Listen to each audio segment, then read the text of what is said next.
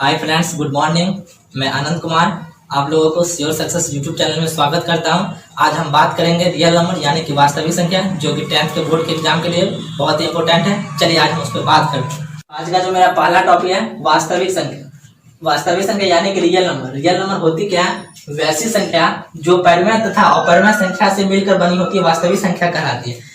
वैसी संख्या जो परिमेय संख्या तथा अपरिमेय संख्या से मिलकर बनी होती है, वास्तविक संख्या कहते हैं। या इसे डायरेक्ट ये भी कह सकते हैं कि परिमेय अपरिमेय से मिलकर जो बनती है उसे वास्तविक संख्या कहते हैं। एग्जांपल के लिए √2, 1/3, 2, 2/6, 2/√3 etc। मतलब परिमेय तथा अपरिमेय संख्या के बीच में जितने भी संख्या आएगी यानी कि वह रियल नंबर कहलाएगी। बात करेंगे परिमेय संख्या यानी कि रेशनल नंबर।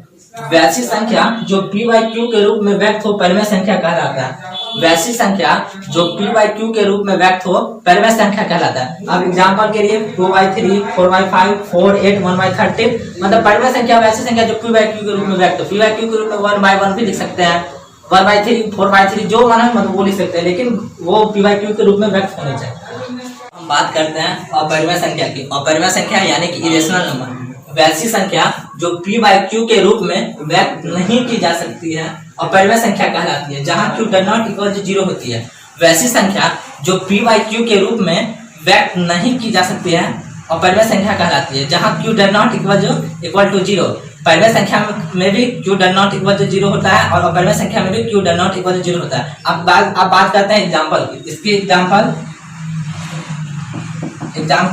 के लिए हम √2 ले सकते हैं जिसका वैल्यू 1.14 होता है। अब √3 भी ले सकते हैं जिसका वैल्यू 1.73 होता है, लेकिन इसका वैल्यू परिमेय संख्या होता है, परिमेय संख्या, परंतु √2 एक अपरिमेय संख्या। ऐसे ही हम बात करते हैं पाई की। पाई जो अपरिमेय संख्या है, लेकिन इसका जो वैल्यू है 180 डिग्री या 22/7 या 3.14, ये जितना भी है ये सब परिमेय संख्या है, लेकिन पाई एक अपरिमेय संख्या। अब जो मेरा नेक्स्ट टॉपिक है यूक्लिड विभाजन एल्गोरिथम यानी कि यूक्लिड्स डिवीजन एल्गोरिथम। अब यूक्लिड विभाजन एल्गोरिथम कहते किसे? माना कि किसी संख्या a को किसी संख्या b से विभक्त करने पर भागफल q तथा शेषफल r प्राप्त हो, यूक्लिड विभाजन एल्गोरिथम कहते हैं, यह कहलाता है। अब यूक्लिड विभाजन एल्गोरिथम कहेंगे किसे? माना कि किसी संख्या a को किसी संख्या b से विभक्त करने पर भागफल q तथा शेषफल r प्राप्त हो, यूक्लिड विभाजन एल्गोरिथम कहलाता है। अब हम इसको इस तरीके से भी लिख सकते हैं, जैसे a = bq + r,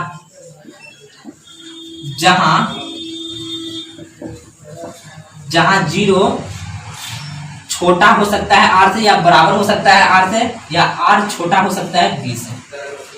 हो गया। या हम इसको इस तरीके से भी लिख सकते हैं, भाज = भाजक गुने भागफल प्लस शेषफल। अब यहाँ पर a क्या है? अब यहाँ पर a हो गया, आज b हो गया भाजक, q हो गया भागफल और r हो गया शेष। अब हम बात करेंगे एग्जाम्पल पर। अब हम बात करेंगे यूक्लिड विभाजन एल्गोरिथम की एग्जाम्पल की। मानते चलिए एग्जाम्पल हम लिए 135 और 225 की। तब इसका फॉर्मूला क्या होता है? a = bq + r या भाज = भाजक गुने भागफल जोड़ शेषफल। तो a = bq + r। ये हम किसको लेंगे? जो बड़ा वाला संख्या होगा उसको। तो बड़ा वाला संख्या क्या है? 225 है 135 × 1 + 90। अब हम क्या करेंगे, ये जो भाजक है ना या b है, इसको हम यहाँ पे लिखेंगे। यहाँ पर क्या लिखेंगे 135 और ये जो है शेषफल को यहाँ पे लाएंगे 90 इंटू 1 प्लस 45। जब तक इसको करते रहेंगे जब तक कि शेषफल 0 ना हो जाए, या ये जो आर है ना ये आर 0 ना हो जाए। तब यहाँ पर क्या है 90 इक्वल टू 45 इंटू 2 प्लस 0। अब क्या आ गया, शेषफल यहाँ पे 0 आ गया, तो इसका एचसीएफ क्या हो जाएगा, एचसीएफ 135 या 225, 135 और 225 एचसीएफ कितना हो गया 45। अभी हम बात किए थे यूक्लिड विभाजन एल्गोरिथम से एचसीएफ कैसे ज्ञात करें। अब हम बात करेंगे प्रचलित लंबी भाग से कैसे एचसीएफ ज्ञात करें। आप लोगों ने 7 और 8 में भी इस मेथड को पढ़े होंगे, लेकिन शायद जिनको याद है वो बना लेंगे, जिनको नहीं याद है आइए देखते हैं। अब मान के चलिए इनका एग्जाम्पल क्या लिए, 135 और 225 का एचसीएफ ज्ञात करना है। तो 225 135 से 225 में भाग देंगे, 135 1 135। अब यहाँ पे कितना है 90 को फिर 135 में भाग देंगे, 90 का 90। अब यहाँ पे कितना है 45, फिर यहाँ 90 आया, 45 हो जाए 90। देखिए 45 यहाँ भी शेषफल 0 आ रहा है और वहां भी शेषफल 0 आ रहा था। यहाँ भी एचसीएफ 45 से आया, वहां भी एचसीएफ 45 से। आप जिस भी मेथड से मतलब सॉल्व करिएगा आंसर सेम ही आएगा। यहाँ पर भी लिख देंगे एचसीएफ 135 225 का एचसीएफ। अब मेरा नेक्स्ट टॉपिक है अभाज्य गुणनखंडों को गुणनफल के रूप में व्यक्त करें। अब मान के चलिए इसका हम एग्जाम्पल ले लेते हैं। एग्जाम्पल लेंगे 140, इसको हमको किस में व्यक्त करना है, गुणनफल के रूप में। तब हम 140 का गुणनफल करेंगे। तो मान के चलिए इसको 2 से मल्टीप्लाई किए 70 आया, फिर 2 से मल्टीप्लाई करेंगे 35 आएगा, फिर 2 से मल्टीप्लाई करें, फिर इसको 5 से मल्टीप्लाई करेंगे 7 आएगा। अभी कितना है 140 को 2 इंटू 5 इंटू 7 लिख सकते हैं। यहाँ पर 2 इंटू 2 स्क्वायर इंटू 5 इंटू 7 आ गया। अब हम बात करते हैं, अब मेरा सेकेंड एग्जाम्पल है 1024। इसको हम 2 से डिवाइड करेंगे, 5 दूनी 10, 12 दूनी 24, फिर 2 से डिवाइड करेंगे, 2 दूनी 4, 2 पंचे 10, 2 छक्के 12, फिर हम 2 से डिवाइड करेंगे 128, फिर 2 से डिवाइड करेंगे 64, फिर 2 से डिवाइड करेंगे 32, फिर 2 से डिवाइड करेंगे 16, फिर 2 से डिवाइड करेंगे 8 2 16, 4 2 8, 2 2 4। अब देखिए अब 1024 को कितना आया 2। अब देखिए इसका कितना आया 2 इंटू 2 इंटू 2 इंटू 2 इंटू 2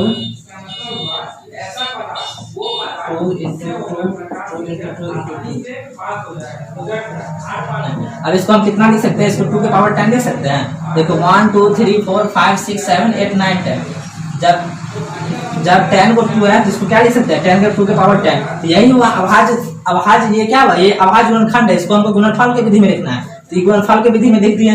जैसे ये है, ये भी एक अभाज्य गुणनखंड है। इसको क्या करना है, इसको गुणनफल के रूप में लिखना है। गुणनफल के रूप में इसको हम कैसे लिख सकते हैं, और 140 लिख दिया। 140 देखिए 2 है ना, 2 स्क्वायर इंटू 5 इंटू 7, ऐसे ही करके इसका अभाज्य गुणनखंड का गुणनफल के रूप में लिख सकते हैं।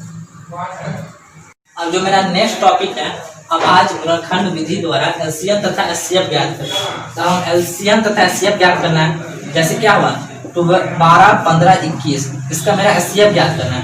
12 के कैसे एचसीएफ ज्ञात करेंगे, 2 दूनी 4 दिया 12, 15 5 दिया 15, 21 7 दिया 21। अब इसको क्या करेंगे, इसको ऐसे घेर देंगे। इसका एचसीएफ कितना होगा, एचसीएफ 12 15 21, एचसीएफ कितना होगा 3। अब हमको इसका एलसीएम ज्ञात करना है। इसका एलसीएम क्या होगा, इसमें जो 3 कॉमन आया, 3 मल्टीप्लाई 2 इंटू 2 इंटू 5 इंटू 7, तो 5 इंटू 7 2 दूनी 4 दिया 12 पंचे 60 7 सर्कल 420। यही मेरा एलसीएम हो गया, और ये जो 3 है ये एचसीएफ हो गया। मेरा नेक्स्ट टॉपिक है वो क्या है, पहली संख्या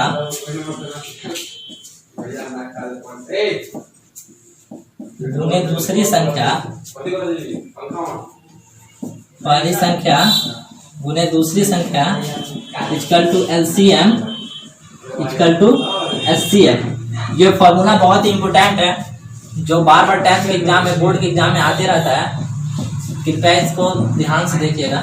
ये फार्मूला, इसको, इस फार्मूला को हम ऐसे भी लिख सकते हैं, जैसे पहली संख्या equal to LCM equal to SCF बटे दूसरी संख्या, फिर दूसरी संख्या बराबर लिख सकते हैं, दूसरी संख्या इक्वल टू भी लिख सकते हैं LCM equal to SCF equal to पहली संख्या। इसके बाद होगा LCM इक्वल टू होगा पहली संख्या इंटू दूसरी संख्या बट्टा SCF, फिर होगा SCF इक्वल टू होगा पहली संख्या गुने दूसरी संख्या, पहली संख्या गुने दूसरी संख्या बट्टे LCM। ये चारों फॉर्मूला बहुत ही इम्पोर्टेंट है, जो कि टेंथ के एग्जाम में इससे बहुत बार क्वेश्चन भी आ चुका है, इसलिए कृपया आप लोग इसको ध्यान से देखिएगा। अब चलिए, अब हम इसका एक क्वेश्चन करके देखते हैं।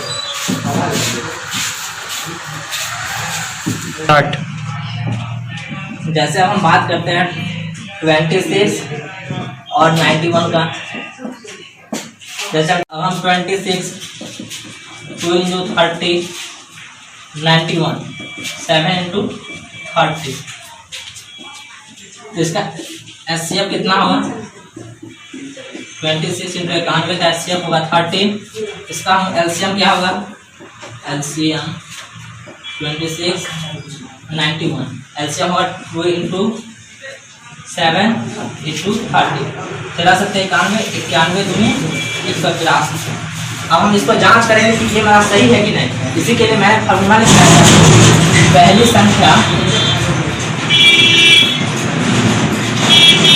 संख्या इक्वल टू दूसरी संख्या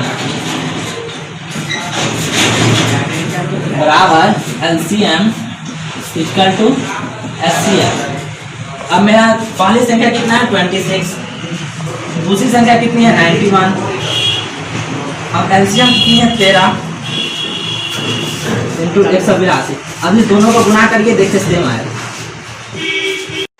देखिए, अब ये क्वेश्चन है, यदि SCF 306 और 651 का वैल्यू 7 है तो LCM 306 और 651 निकाले।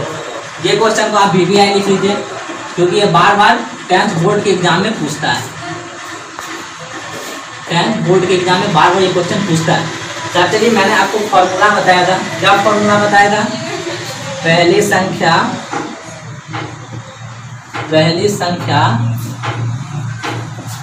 इंटू दूसरी संख्या,